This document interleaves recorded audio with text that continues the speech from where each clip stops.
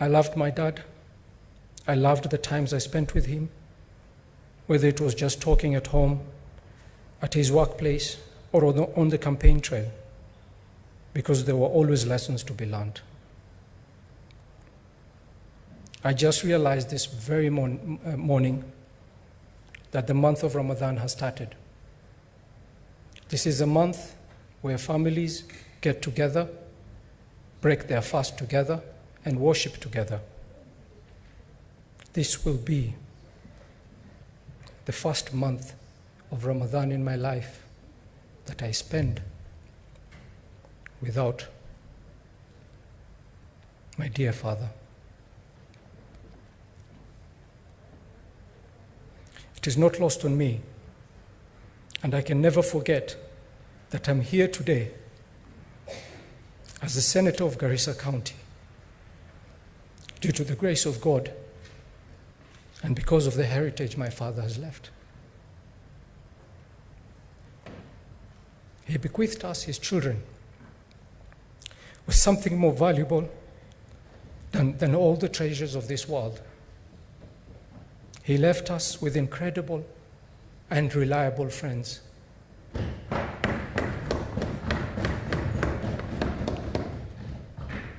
Many friends, I can't even keep up with all of them, who are still sending us messages of what he meant to them. We are truly blessed and grateful to our late father. I pray to God like a son prays for his late father, that God receives him in his mercy, protect him from the trials of the grave, provide him with light and honorable company in the grave. And I pray to God to wipe away all his sins and grant him the highest accord. Amen.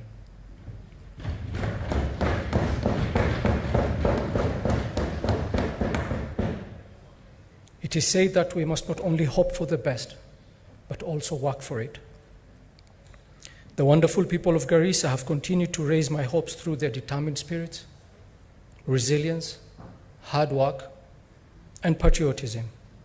And I look forward to getting to work for them and for this wonderful country, Kenya. I'm also optimistic and I'm hopeful that we as leaders can collectively create a great future for this country. Mr. Speaker, sir, once again, I thank you and I thank all the honorable members here. And I pray to God to bless us all. God bless our nation. Mr. Speaker, sir, I yield the floor back to you.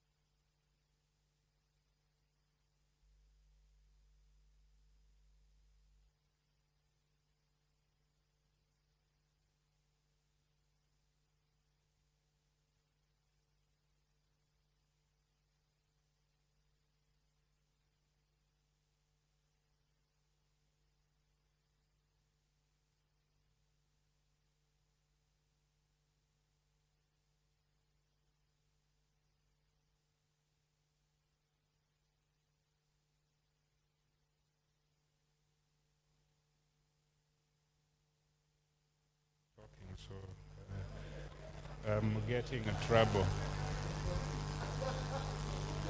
Can Madam Madam Speaker, senators are people. Madam Speaker, the following paper on the table of the Senate today, Tuesday, 13th April 2021. Report of the Standing Committee on Finance and Budget on its consideration of the Division of Revenue Bill, National Assembly Bill number 7 of 2021.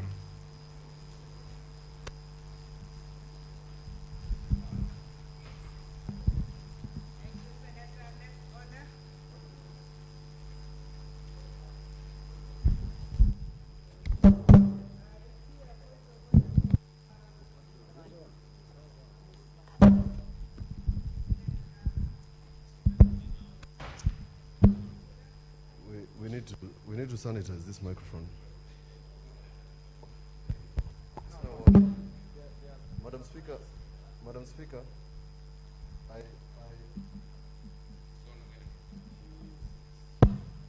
Speaker, I request that this very good report be circulated at the earliest for benefit of members, or alternatively, or simultaneously, request that it is posted on our various platforms so that members can have a benefit of it as we commence the debate on division of revenue. Thank you, Madam Speaker.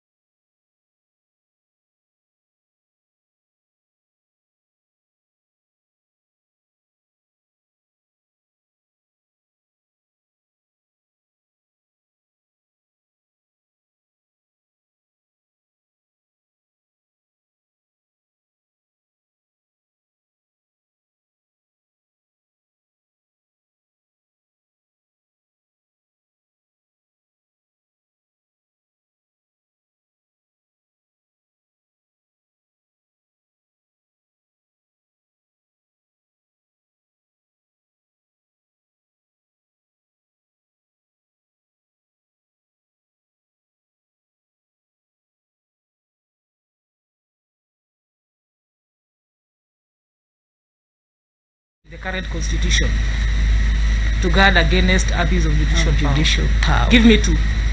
No, I can't think of any. Okay, thank you. My next question concerns what I picked out from your CV. You mentioned that you served in the tribunal that investigated Justice Mutava, that is in 2013 to 2016. I take it therefore that you interacted with the disciplinary process, the framework that governs the disciplinary process in the judiciary. From the experience you had, what deficiencies or challenges, if any, were you able to identify? I think one of the things that I noticed about Article 168 is the fact that it puts everything together. You know, there are gross misconduct and then incompetence and infractions of the code. And I think there is need to have a mechanism for dealing with judges, I don't want to say malfeasance so that I'm not cited for contempt, judges not doing the right thing beyond taking them through a tribunal. And I think that mechanism needs to be provided for.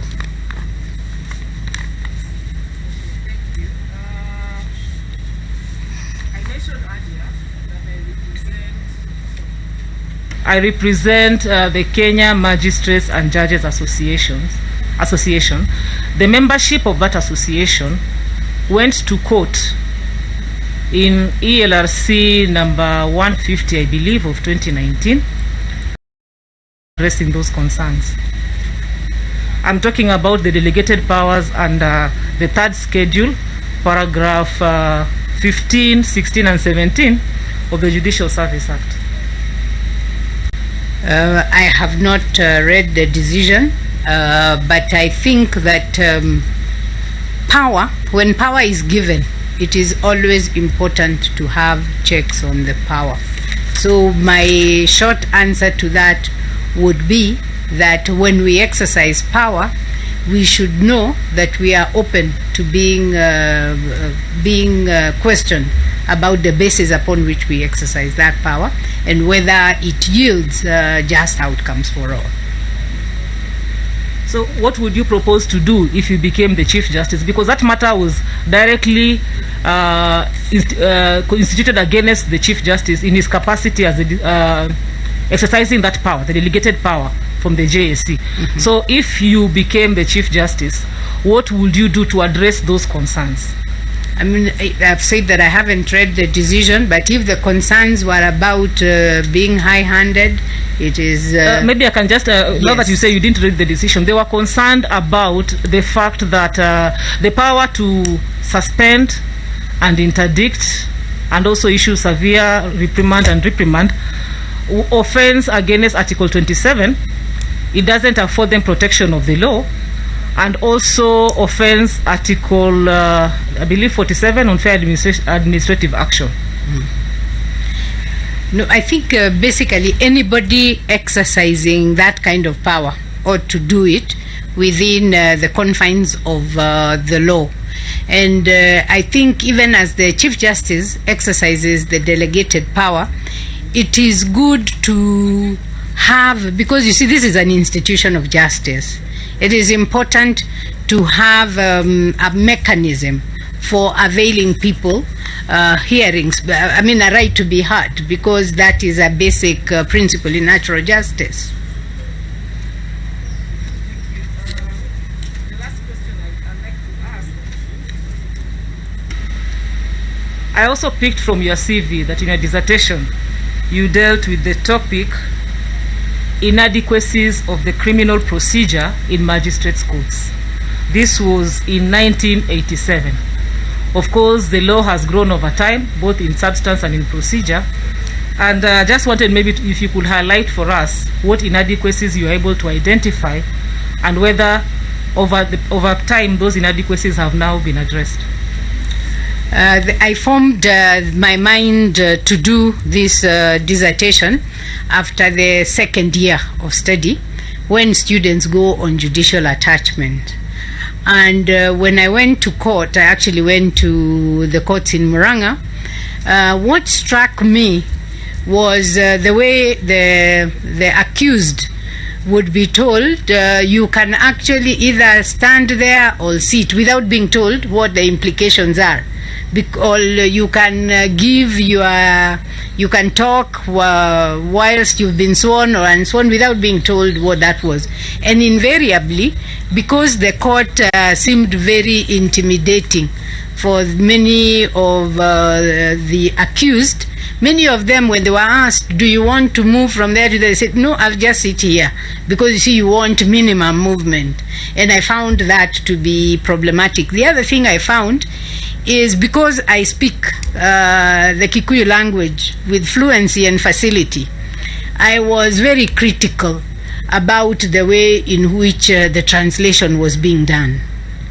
And I could tell that some of the things that were being translated were really not capturing what the person was saying. So I don't know whether these things have been dealt with, but those two really stood out for me. Okay, and then,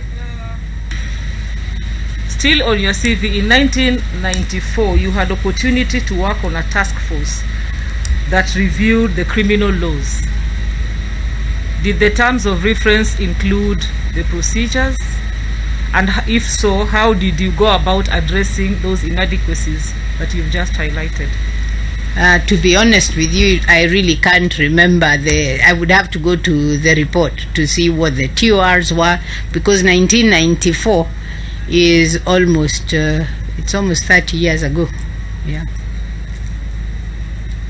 Thank you. That will be all for now. Okay. Thank you, Commissioner Rwade. Professor, I know you touched a bit on judicial independence, but I would like to request the Commissioner Honorable AG to continue in that line, among other issues. Thank you. Good afternoon, Professor, Senior Counsel. Just a question first on your leadership style. You alluded to this in the context of the questions put to you in relation to the Supreme Court. What style of leadership would you adopt for the other superior courts, the magistracy, the 5,000 odd judiciary staff, and indeed the world at large, these main stakeholders outside the judiciary? I would describe my leadership style as not one thing. I mean, I am a visionary and transformative person, and to that extent I lead from the front. And I think I said that I'm really not afraid to go where people have not gone. So in terms of leading from the front, I'm visionary, but having crafted the vision, I bring in people, but participative and democratic, because again, if you go with a vision and you don't have people, you need your vision carriers. So rallying people to move with a vision, because you see, you can be a leader and you need your managers to be the executors of your vision. So I'd say leading from the front, having the vision, and then leading from behind by rallying people around myself through that deliberative participatory process, but also through coaching and mentorship, so that I can expand we can expand the competences of the team that we work with to execute the strategy or the vision. Might you be a little more specific, say, with regard to the superior courts? Are you aware of the mechanisms that are currently in place, say, with the High Court? Whom would you engage as you seek to bring that collegiality, that leading from the front, and so on? I would engage like with the Court of Appeal, there is a president, but with the other courts, some have the principal judges, and you also have the leaders of the different divisions. And of course, because it is not just the judicial function, there is also the administrative function. I think working with the chief registrar to also get the buy-in of the directorate heads. And with the magistracy and the non-judicial staff? With the magistracy, I'd work with the registrars, and also, of course, with the Cathys, there is the chief Cathy, and there is also the registrar responsible for the tribunals, which are also since 2010 under the judiciary. Thank you very much, Professor. Now, you've described yourself as a scholar, a thinker, an intellectual, and I think there was a bit of a, whether you could be described as a jurist, but whatever the case, what do you consider in that context to be your strongest attribute? My strongest attribute as a thinker, and I'm looking at which different courts, like the Supreme Court here, which actually draw from academics, because academics tend to be thinkers. And how would you apply that in your role as Chief Justice and President of the Supreme Court? I would use it in leading my team. I mean, being diligent in bringing out what issues are coming out, and also in terms of, especially with jurisprudence, and with regard to the administrative aspects, I would use it to also get the buy-in of my colleagues, my colleagues and the staff that I work with. Thank you. You've also discussed judicial independence and accountability, and I think you have acknowledged that there are challenges that face the judiciary in achieving judicial independence. How would you summarize those challenges, and how would you address them? I think the challenges that the judiciary has in being independent, one is the finances, and I think here the Constitution envisioned a judiciary fund, and it would be good to operationalize that so that the judiciary is able to determine the way in which it utilizes the finances that are allocated to it. Anything else? Is that with regard to independence or accountability? No, independence first. Independence. I think the other thing is just abiding by the principles in the code. I mean, the impartiality and absence of bias. That, I think, is something that the judiciary could also do. How do you, for instance, how should the courts relate to the other arms of government? Okay, judicial independence relates to the decisional independence of the judiciary, whether you're talking about individual judges or you're talking about the courts. But when it comes to relating with the other arms of government, I think there is an element of interdependence, because all of them are working to serve the same Kenyans. So I would say that independence is decisional, but interdependence comes in when you're talking about, for instance, allocation of resources, etc. And I think you also observed, Professor, that you would engage the attributes of diplomacy, and the other one was negotiation. How would you apply those in resolving some of those challenges in that interdependence relationship? You know, diplomacy and negotiation require people coming to the space of decision making, being open with each other about the kinds of challenges, for instance, the judiciary is having.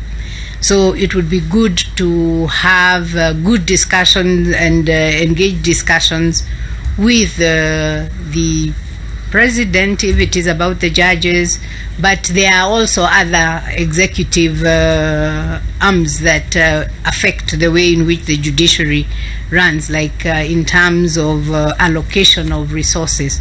So I would actually go to it with a lot of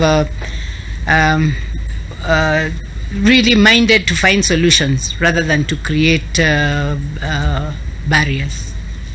Thank you. And finally, you've spoken a lot about Wanjiko.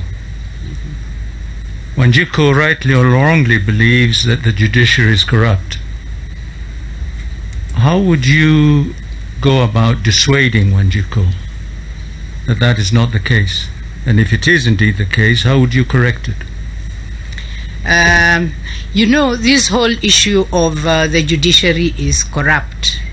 Again, we have been talking about myself as a scholar, so I have not done any research. I wouldn't say the judiciary is corrupt.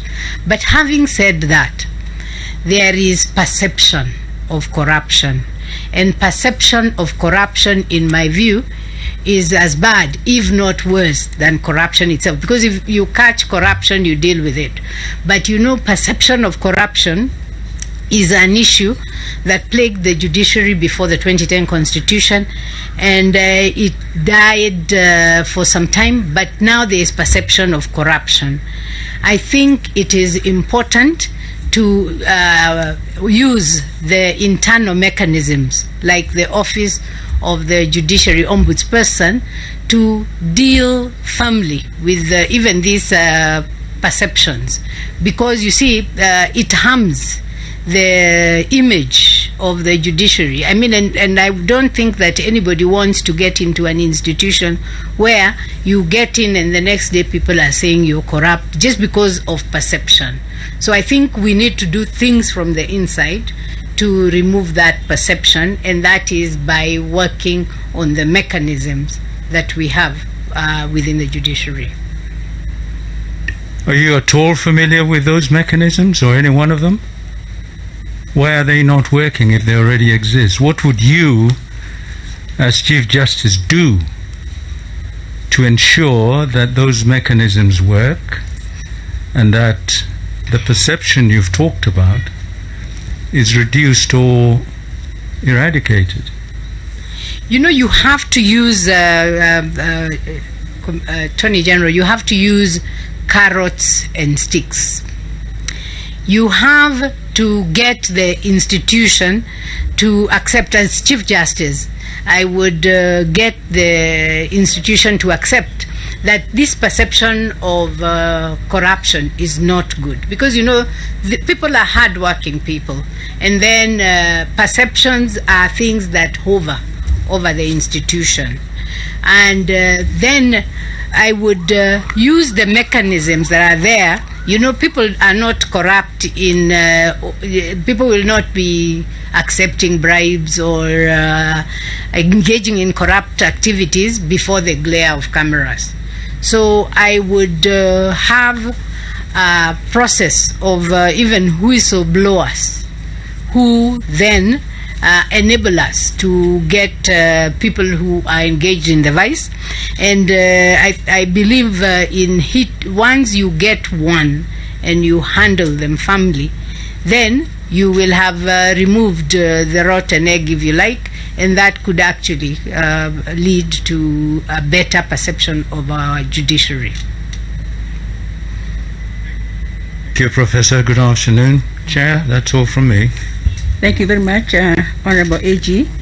Professor, I will now request Commissioner Patrick Kishohi to engage you on areas to do with finance and human resource, and any other area that he might want to engage you in.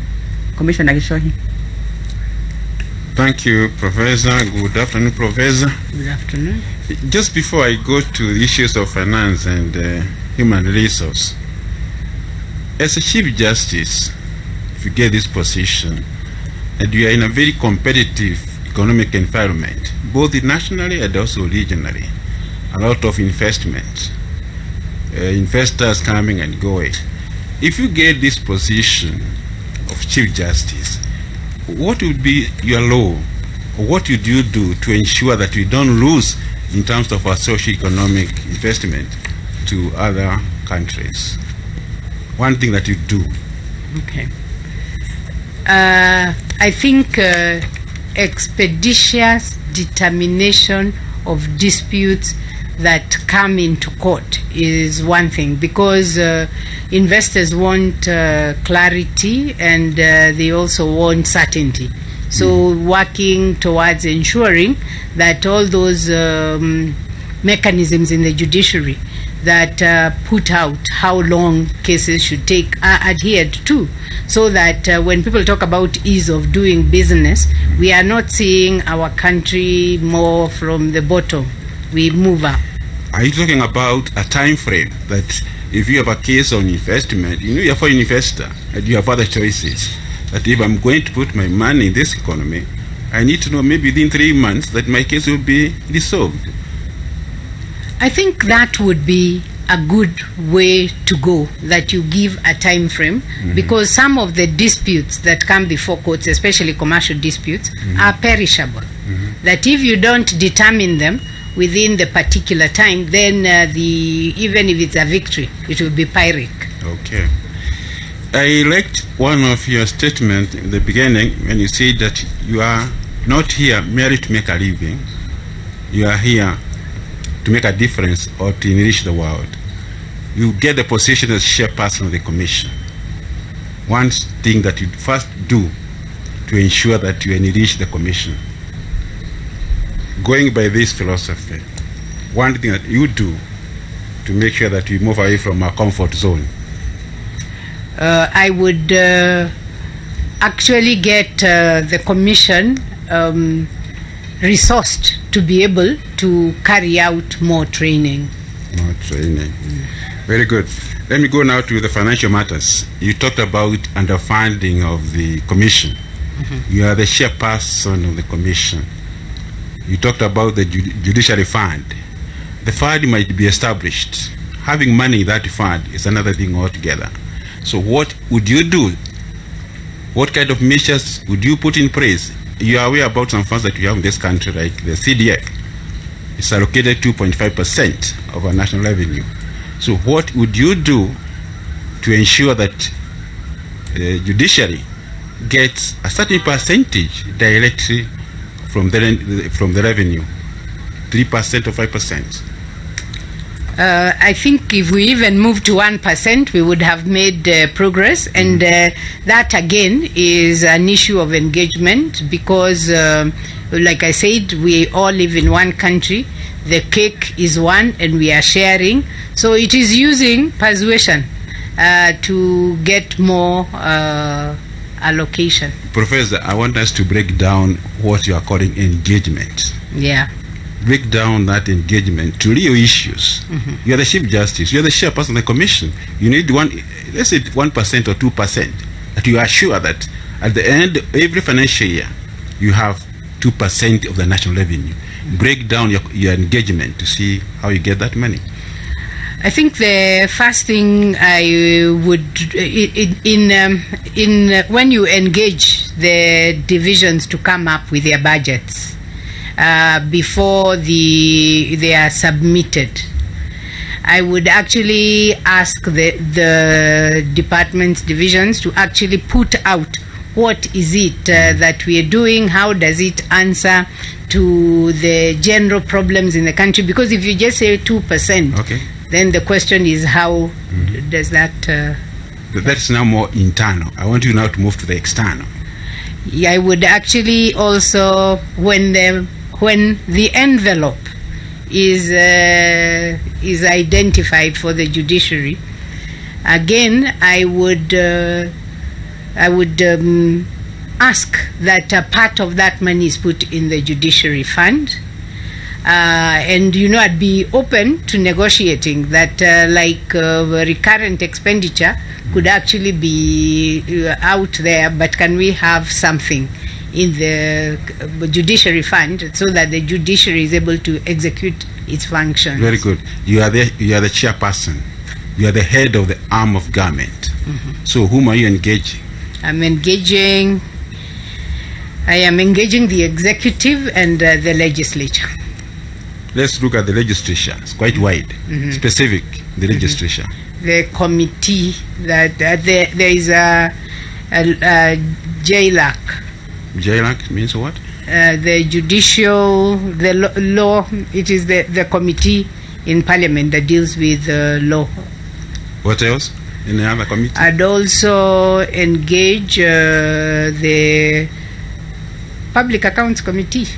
No, Public Accounts Committee comes much after, it's a post-mortem committee.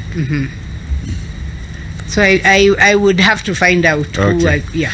Let's look at public-private partnership. I've seen that you have a lot in terms of your networking.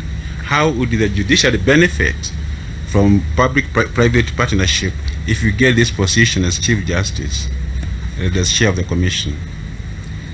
The judiciary would benefit from. I raise a lot of funds, and I have raised a lot of funds for my institution over the years. Even right now, I'm in the middle of negotiating a grant from the Norwegians. So I would see where that is applicable. You know, getting money from outside for the judiciary, you have also to be careful that it doesn't interfere with the independence of the judiciary. But beyond money, I also have a very high value network of institutions. As a global scholar, I have links with centers around the world who, for instance, if it is training that people need, you could talk to them about it. I'll raise one that we used the other day between Strathmore University of Nairobi. We all knew a particular scholar, Deborah Road. Deborah Road was a scholar that worked on legal ethics. And when she died, we held a colloquium in her honor virtually, and we were able to work with the Stanford Center for Legal Ethics. Okay. Earlier on, you said that if you get this position as the chairperson of the commission, you'll be able to oversee the expenditure. Those were your specific ones. I want to see that relationship between you as the chairperson of the commission and the accounting officer of the judiciary and other departments in terms of expenditure. I think that because the Chief Justice is the head of the institution, and so the buck stops there. So what is done by the accounting officer is going to affect if it's not done well, it's actually going to affect the Chief Justice's performance. So there needs to be ways of reporting, different ways of reporting. I think there are certain things that as lawyers, and I'm using again my experience as dean, that we are not very good at, and especially the finances. I think it is very important to have in the office of the Chief Justice a way so as to be able to help the Chief Registrar of the Judiciary a function to help with the finances, to help with procurement, because those could actually become the Achilles heel. Okay. Are you familiar with the Public Financial Management Act? Yes, to some extent. Okay. Now let's move on to something else, human resource. The Honorable Attorney General did ask you about your engagement within judiciary, and you talked about judges, magistrates. 85% of the staff are non-legal, the researchers, the other accountants, the financial matters. How will you be able to engage them to ensure that they have or they do maximum work in terms of productivity and efficiency as a chairperson of the commission? I think again using the mechanisms that are there in terms of holding them accountable, but using carrots and sticks so that you encourage people to do well. You could actually, and this can apply across the judiciary, you can have a way of showing who are the staff that are performing very well, so that those that are not performing well want to put up their socks, and if they are not performing well, then you could actually also use disciplinary mechanisms. There has been this clamor that they would like to have somebody to represent them in the commission. I've heard it myself. So in your view as a chairperson of the commission, the Chief Justice, What would be your take on that matter of representation?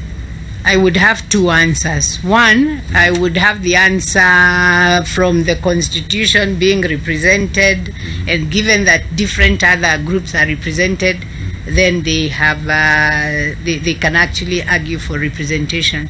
On the other hand, I really don't understand enough about the inner workings of JSC to say that this is the way to go. But my thinking is that some of those officers would be unionizable. If that is the situation, then they have another way of... Okay. Huh? Okay. Well, Professor, I have one more question about communication, both internal and external. Communication strategy. Earlier on, you talked about the issue of the 41 judges, the position we know about it. If you get this position as Chief Justice and chairperson of the Commission, what will be a communication strategy to ensure that some of these things are actually arrived or arrested before they go very far in terms of communication? I think it is working with people. I mean, I wouldn't take a decision as the Chief Justice alone. It is a collaborative way of who are we engaging and informing people the different steps that have been taken, because many times lack of information is what makes people think that nothing is being done. Okay. The other question is about diversity. This, if you look at Article 232 of the Constitution, public service talks about diversity. You are the chairperson of the Commission. How would you address and ensure and realize that the diversity within the Commission, but in terms of the officers, in terms of the staff, is realized? What measures did you put in place? I think it would be good to, when, for instance, you advertise or you are interviewing for positions, that you take, you keep continuously taking stock of where are the people from, and of course, always bearing in mind competence, but ensuring that you have the interest of having as diverse a workforce as possible. Okay. I also see from your report here that you have done some work for devolution. I think you had a conference, I think in Kirinyaga and also in Meru. Judiciary, Chief Justice, and you have almost 200 stations out there in the counties. How would you relate with the county government in terms of making sure that there is access of justice to Kenyans? Maximize on devolution. I think that it is important for the judiciary to have a framework for collaborating with the counties, because even when we talk about access to justice and you want physical space, you can get that from counties. You can actually, and when you have facilities within counties working together, helps the judiciary run better. Okay, thank you, Professor. Thank you, Professor too. Thank you very much, Commissioner Gishohi. Professor, now we are going to have Commissioner Koskei, who will ask you questions related to your global experience and also community service and other issues that he wishes to put to you, Professor. Commissioner Koskei. Thank you, Chair. Thank you, Professor. Mine will be very short. I want us to focus more on your CV.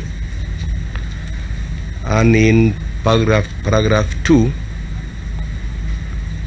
you said you are a tech savvy, meaning to me you are very good in computers,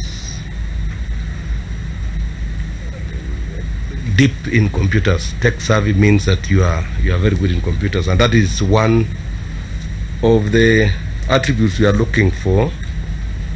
As you are aware that judiciary is still at the crossroads being manual and being, techno-savvy as you have stated. Now tell me, what technological platforms are you familiar with which can be, brought introduced into judiciary and used to ensure that access to justice is enhanced? And at the same time, what is the limitation of ICT in courts?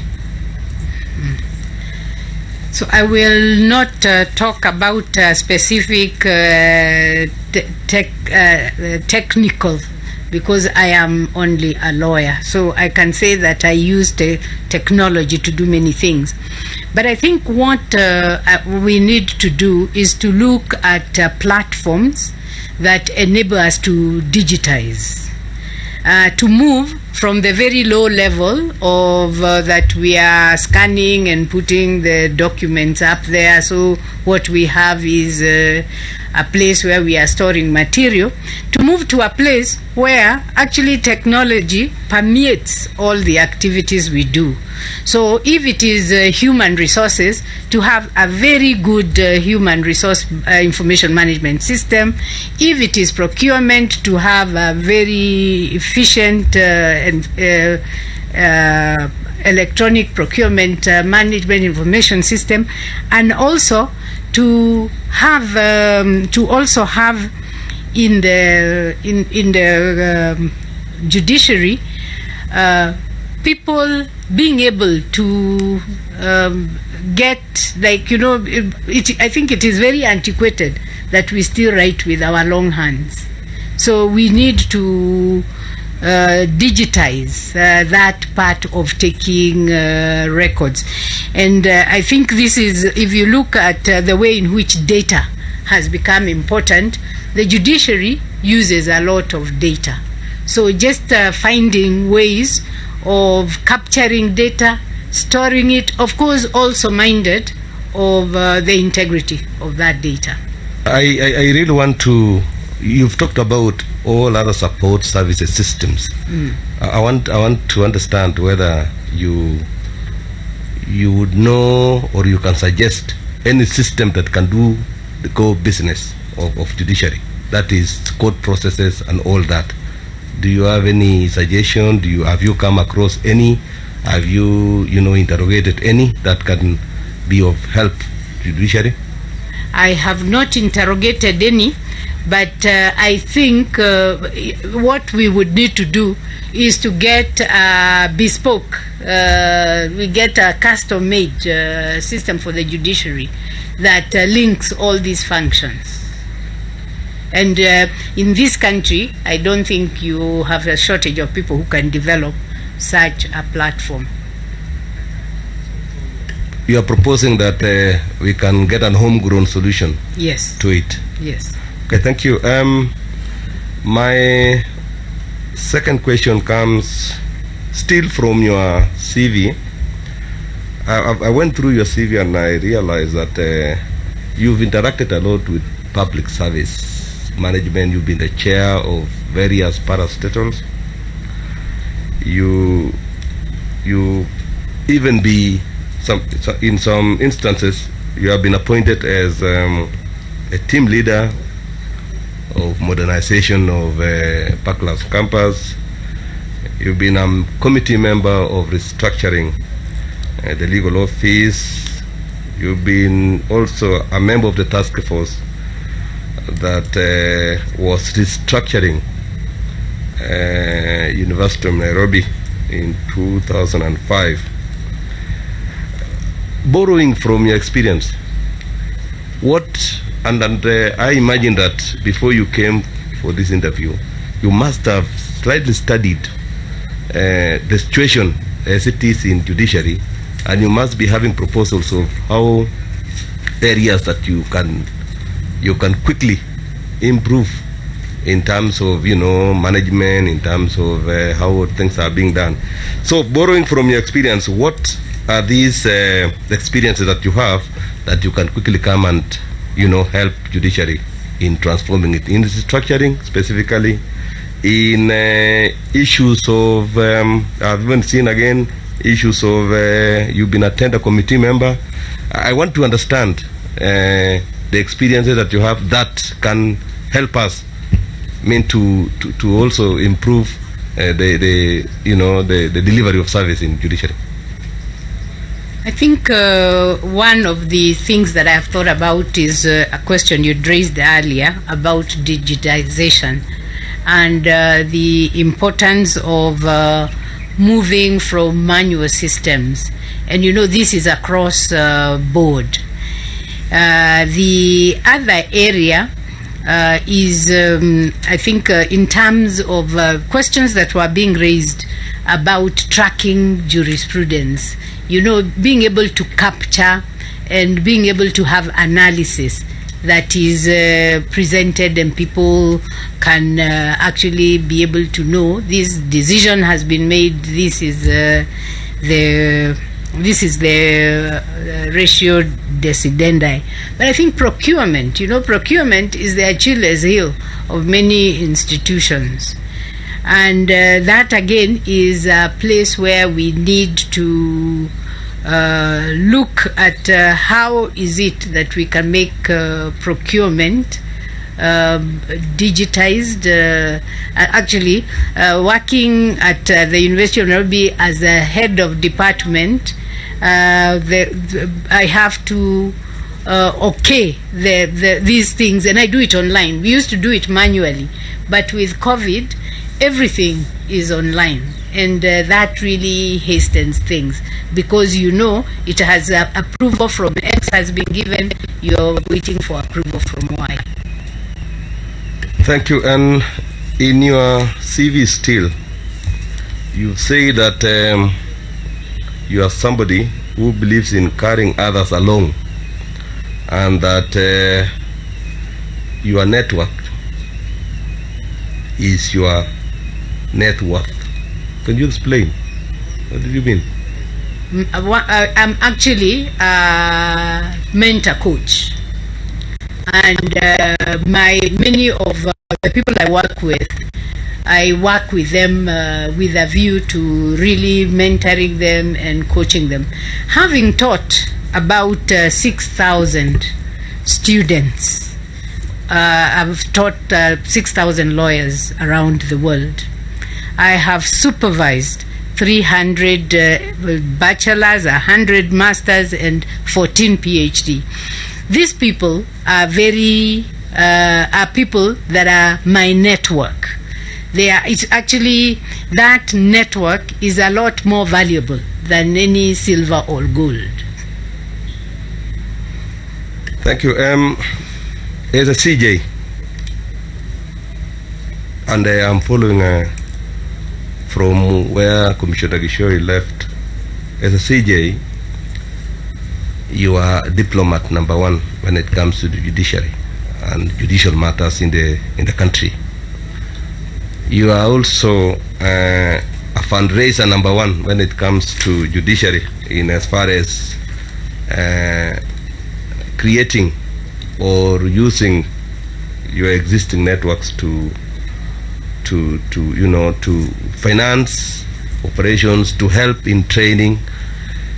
What plans do you have in as far as trying to position judiciary in the world in terms of its image, in terms of the network that can eventually, bring in resources that will enhance training for our judicial officers, judicial staff, and also bring in money or support in areas of jurisprudence, and also even in facilities that can be used. Could you briefly tell us, and even give us examples of institutions that you can easily talk to, and you can quickly, in 6 months, 1 year, you can have a discussion, and perhaps we can see some help from them? To say that I would be able to say in 6 months we can get resources from Institution X would be not telling the truth. But what I think I can do, I have a huge network. I mean, I went to schools around the world, and many people are in judiciaries. And you know, there are certain institutions, when you attend them, they take you very seriously as an alum. And if when you want to link, many judges, for instance, would be from those institutions. So I would get into a space of looking at what is it that we can do. But even the work we did with the South African Judicial Education Institute, bringing together the judiciary training institutes, and they are funded by UNEP. And for UNEP, because they want to promote the environmental rule of law, that is a space that we can look at in terms of greater partnership. That's for environment, but I'm sure there are many other bodies. Thank you, Prof. My next question is on corruption. One of the commissioners, and I think the AG, say that there is a perception by Wanjiku that judiciary is corrupt. We have also other stakeholders and institutions of government that they are saying that judiciary is the weakest link, while others argue and say judiciary cannot be any link, because when you look at weakest link theory, it says that you have to be in the sequence, so that whatever happens to you depends on whatever the other one happens. So they say judiciary is nowhere. They always come as an arbiter between the accused and the accuser. So why should it be the weakest link? Where is it in the sequence? Can you expound on that, and whether you also believe that judiciary is the weakest link in corruption, or it is not even in the sequence of corruption and only comes in as just a decision maker when it comes to either convicting or not? What is your position when it comes to corruption and the way the perception has been going on in this country? I think that question touches on the question of judicial independence, and also the point I had made to the Honorable, the Attorney General, the issue of interdependence. So whereas within the decisions you make, the judiciary makes, there is independence and insulation from pushes by people from the outside, when you talk about accountability and why should Kenyans invest in a judiciary, I think that is when the issue of interdependence comes in. Because if corruption is so rampant in this country, and the judiciary is able to handle it and is not handling it because they say we have to, there are handicaps, we should try and deal with those handicaps so that it is also effective in dealing with this vice. Thank you. I think now I'll go to seek clarifications on answers that you gave to my fellow commissioners on specific questions. One is the issue of taking unpaid leave from University of Nairobi, going to Strathmore University to create a law school, which ended up being a competitor, or you perhaps knew that it will be a competitor to your employer. What do you think? Don't you think it was unethical? Don't you think it was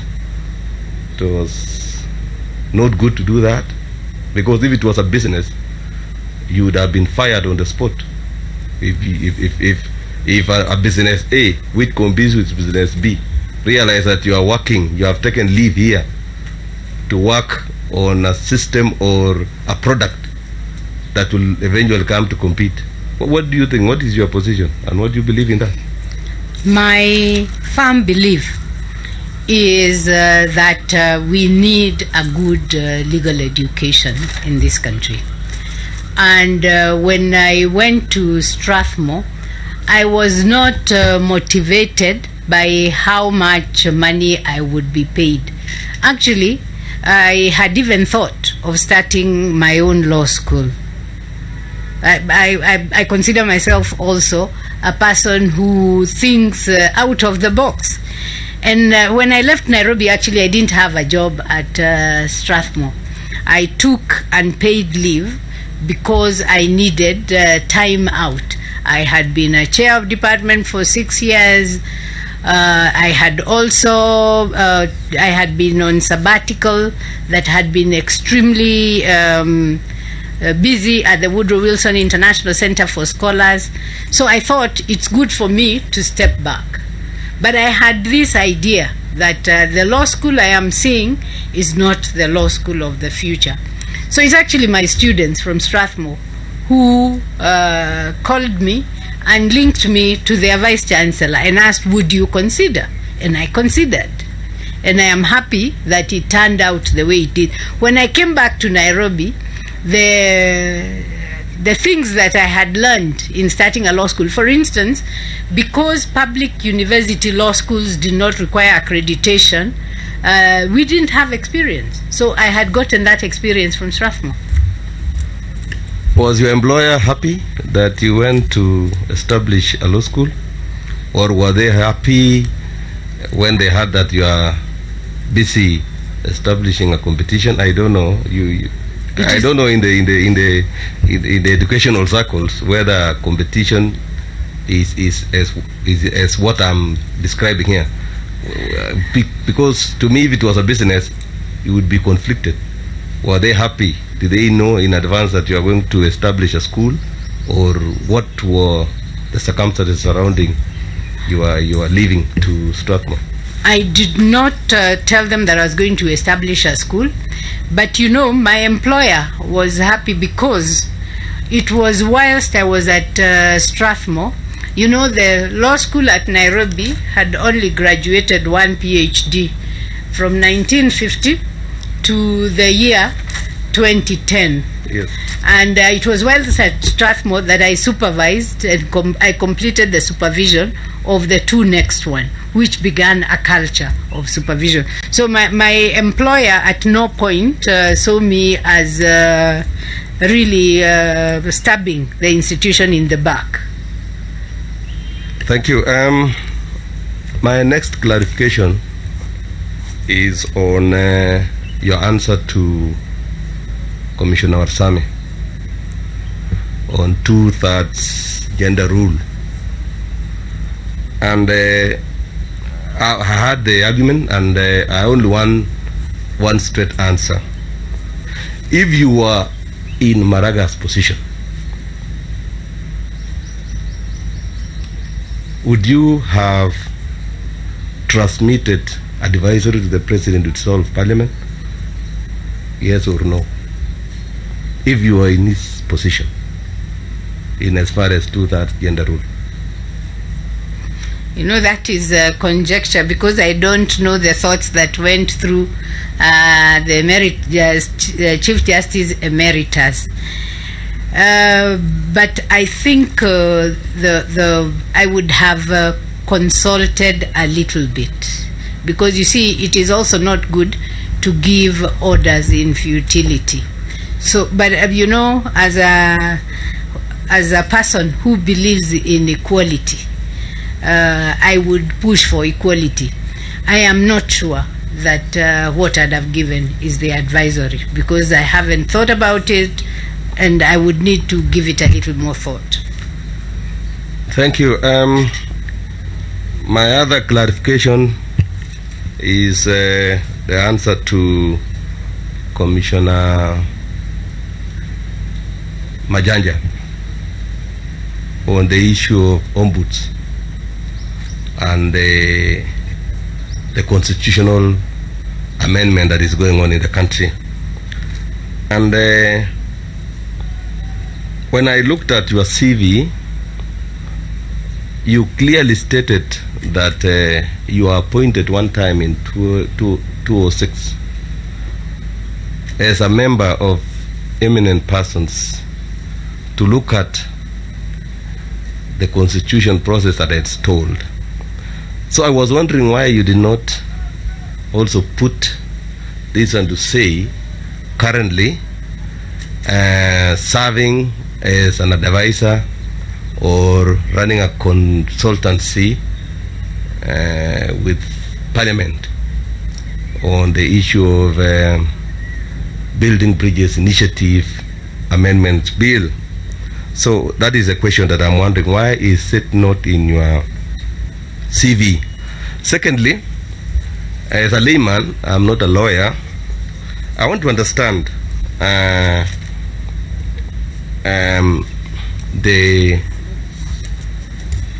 you may compare and contrast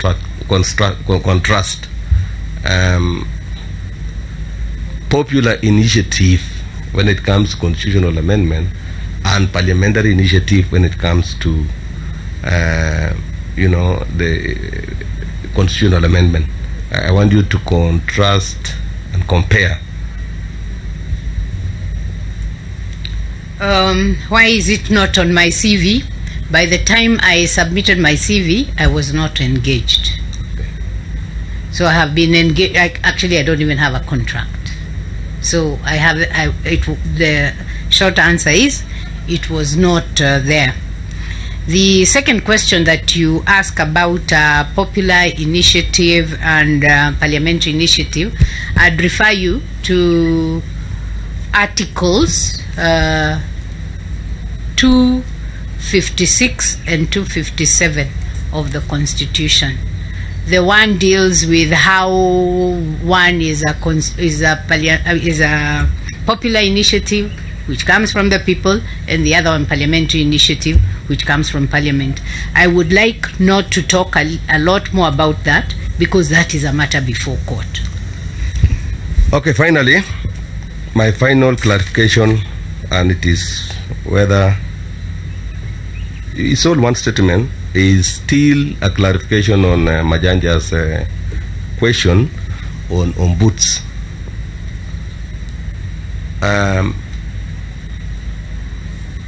Would you, as CJ coming in, which route will you take? Is it to look at the ombuds the way it operates now and do amendments within the framework of its operating now, or you believe that the other BBI way is the best?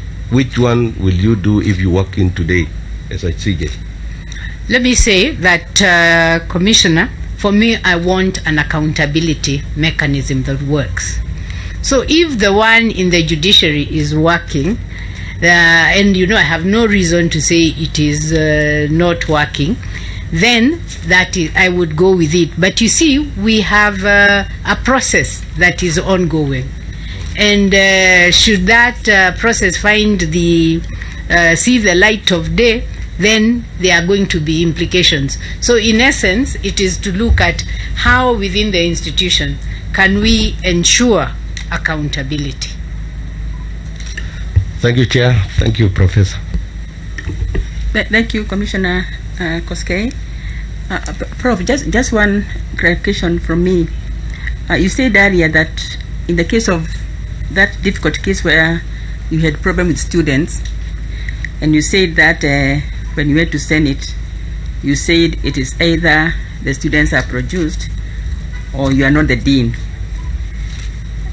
So looking back, Prof, was that the best way to handle it then, or would you have used maybe a bit of emotional intelligence to get what you want? That means the students disciplined without having to kind of look like you are threatening to quit. Because I'm asking this, Professor, because CJ job is very stressful, the way, from my short experience in the judiciary, and we don't want you to also threaten to quit when things become tough. Thank you. And I would also say that I was young, and I was probably at a point where I was faced with, it was actually a very difficult issue for the campus. And if the same issue arose now, you mature with age, and maybe now I would make a different decision. Noted, Prof. Commissioner, already you have the final questions, clarifications. Thank you very much, Chair. I'm back again, Professor.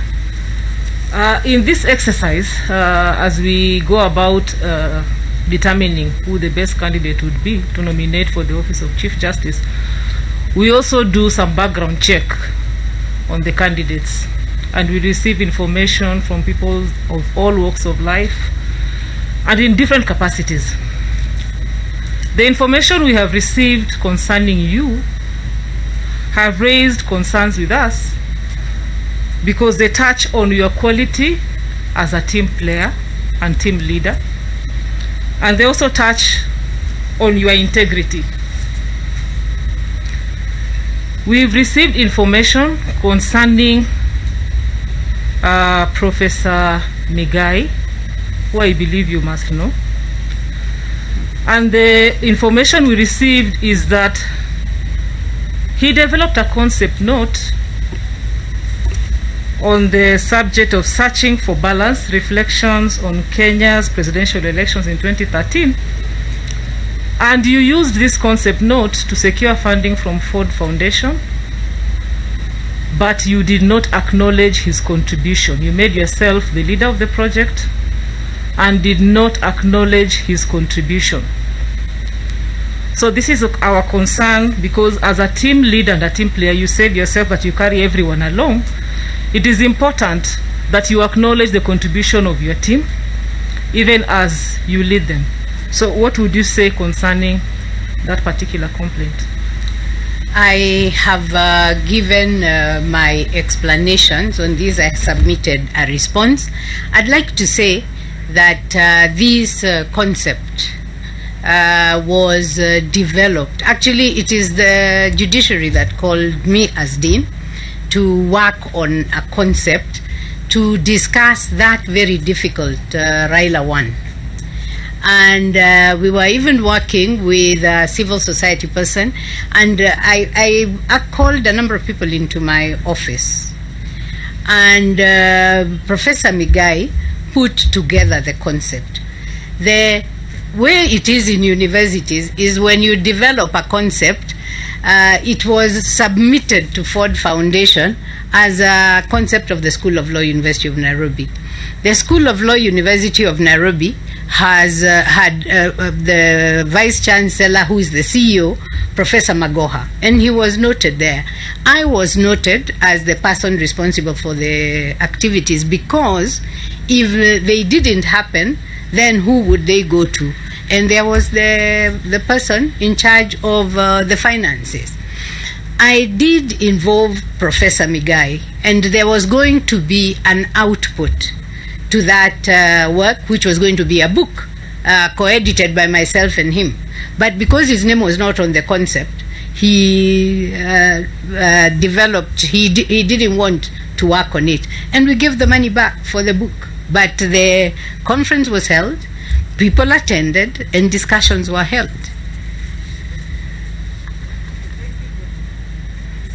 Commissioner, already as a follow-up question. Yes.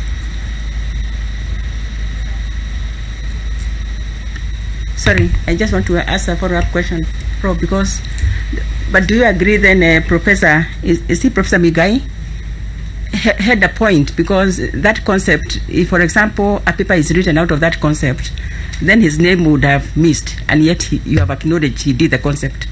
So looking back, do you think it should have been, it should have been the VC as the CEO, yourself, and Professor Migai, and also whoever the finance person was? Don't you think it was an omission, and are you acknowledging that? Because I would like to know whether you are acknowledging that there was an maybe an oversight.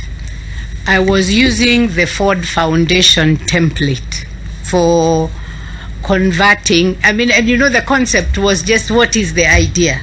What are the activities? What are the things that will be done?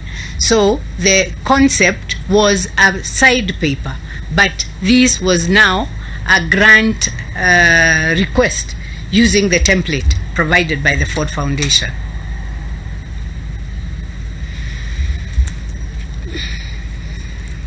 Okay, the other concern, the other complaint, if I can call it that we have also received, still raises issues concerning your diligence and also your integrity. We have information that serving as a member of the committee of the LSK on nomination for candidates to the Judicial Service Commission, specifically the male candidate, you colluded and engaged in underhand activities in a bid to defeat or to frustrate the bid by one of the membership to vie for this position. What would you say about that? Maybe I can also raise, maybe inform you about yet another complaint, also concerning your activities in the LSK, which also touch on your integrity and diligence. The second limb of that complaint is that as a member of the committee on the senior council, you would fail to attend meetings where critical decisions were made, and on an occasion some recommendations were made on the people nominated for senior council. You did not attend the meeting but still appended your signature to the recommendations. This, of course, brings questions about your integrity and your diligence. Could you comment on that, please? Let me start with the male member of the JSC. I actually volunteered from the senior council bar to join the team from LSK and IEBC working on that. I really had no dog in that fight. I went to do my work. And you know, it has surprised me to hear that I colluded, because I had no interest in any candidate. And in fact, when it was decided that the rules we were using, the society no longer wanted to abide by them and they went to their membership and changed, I was okay with that, because it was really, my work was actually to help the society. And if they had found other ways of doing the work, I let it go. And I have actually written extensively about that. This other issue of the LSK Senior Council Committee, we have to distinguish two things here. The Senior Council Committee that I had been nominated to by the Senior Bar under rules in the Advocates Act. And I served on that diligently. And I've actually seen that the statement that I was not at the meetings is not true. That is not true. But more fundamentally, and which I think is why the complaint came, when the president of the Law Society was appointed, he decided that he wanted to meet the senior council, and he wrote to all of us. He fixed the day for the meeting, but I was not able to attend that meeting. And then later I saw circulating on LSK membership that I had been elected into the Senior Council Committee of the LSK. You know, because many of these people are my students, I do not want to embarrass by saying how did I get here, because I could have become combative. Also knowing that there were very frosty relations between LSK and the senior bar that I had represented in the Senior Council Committee. When no explanation was put on how was I elected without being asked, for instance. And I tried to engage, but then I found that the quarrels were too much, and I resigned from the LSK committee. And that I don't think is something one can hold against one. You can say you won't work in a committee because first of all you are put without your consent.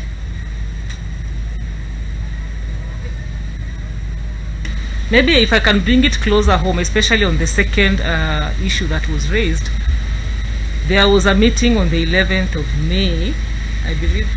Just a minute. Sorry, a meeting on the 26th of August in which recommendations were made for nominations to the senior council. Am I correct? You know, the process of picking senior council is not one meeting. We had meetings running where you would say that actually because they are representatives from the judiciary, the office of the attorney general, the lawyers, and what happened was that we would meet, and each meeting moved the issue further. So there is not one day when a meeting was held when they said now this is it, because we had all, first of all I was attending as one of 3 senior council.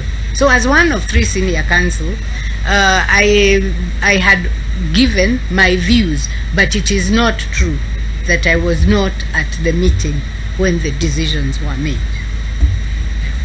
Thank you. Okay, Professor, could you tell us why we require applicants to public office, and even public servants for that matter, to fill wealth declaration forms? So that it's an integrity question.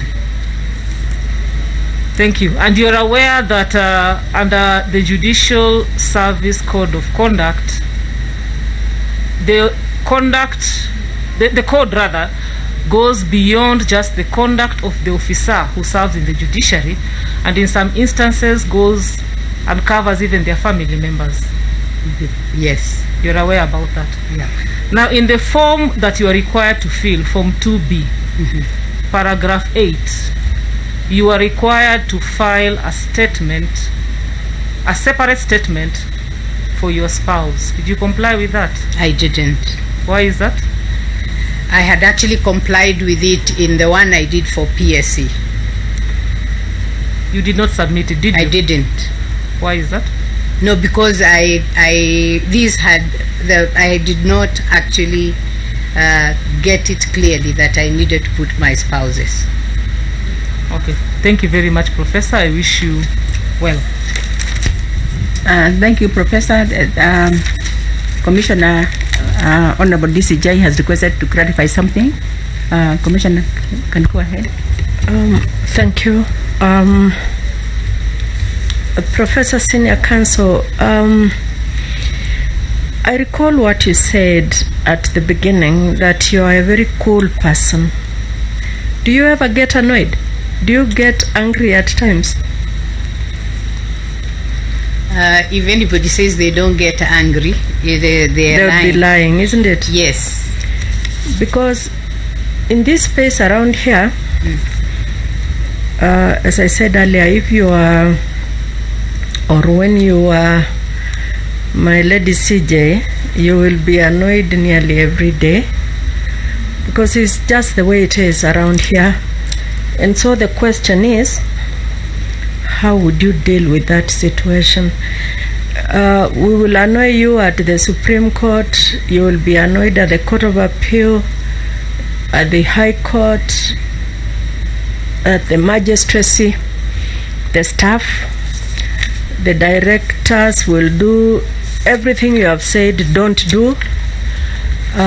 So when those situations arise, how would you deal with them? I would take a deep breath. I avoid shooting from the hip, and I reflect a lot before I take any decisions. So first, it isn't that you don't get annoyed. You do get annoyed. You have a way of dealing with it. Yes. Finally,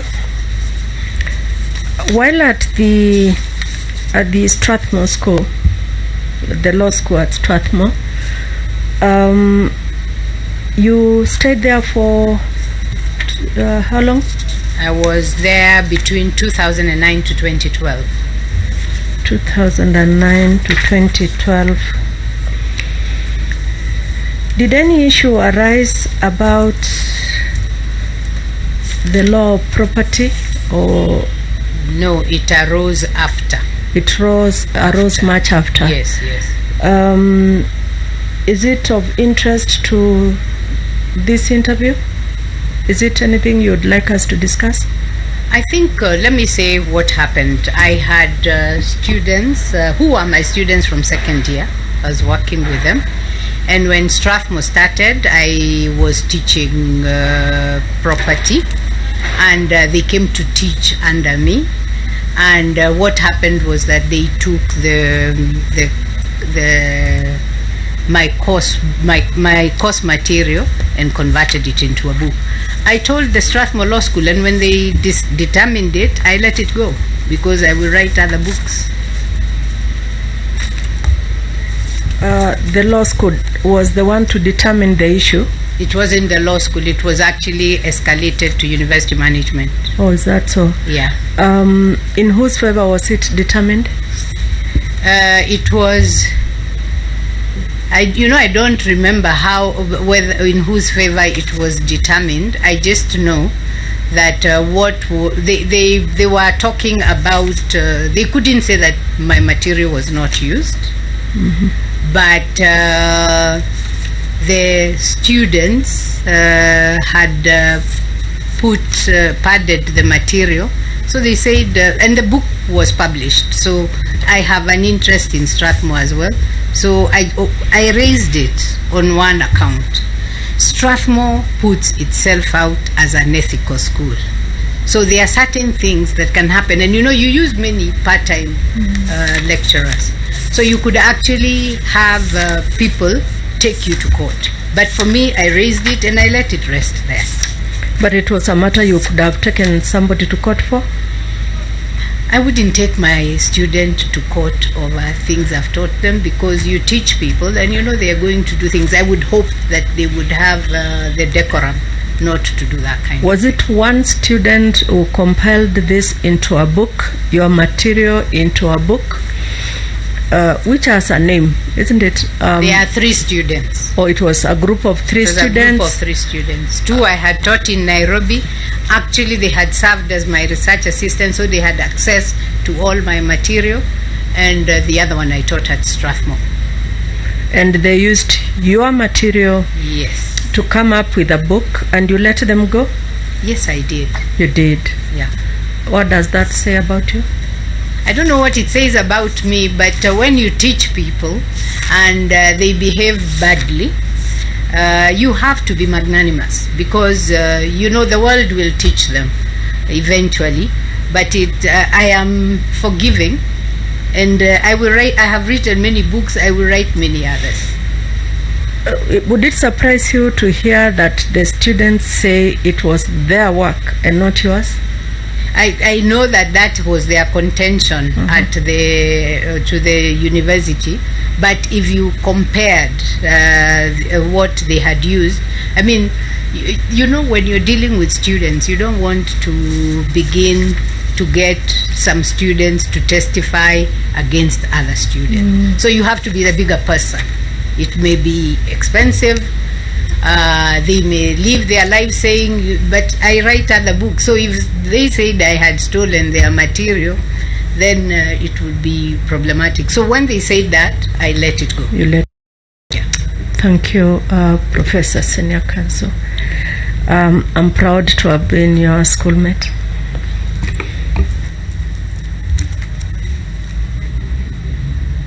Thank you very much, Professor. We will stop there. We want to thank you. You've been very exhaustive in your answers, and also very authentic, Prof. We want to thank you for that, and we wish you all the best. But we'll give you a chance to say something to us if you wish, or ask any question at this point.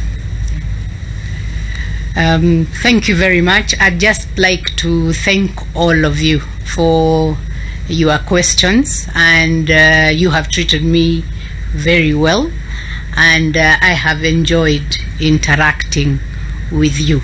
So thank you very much. I mean, for me, and up to till this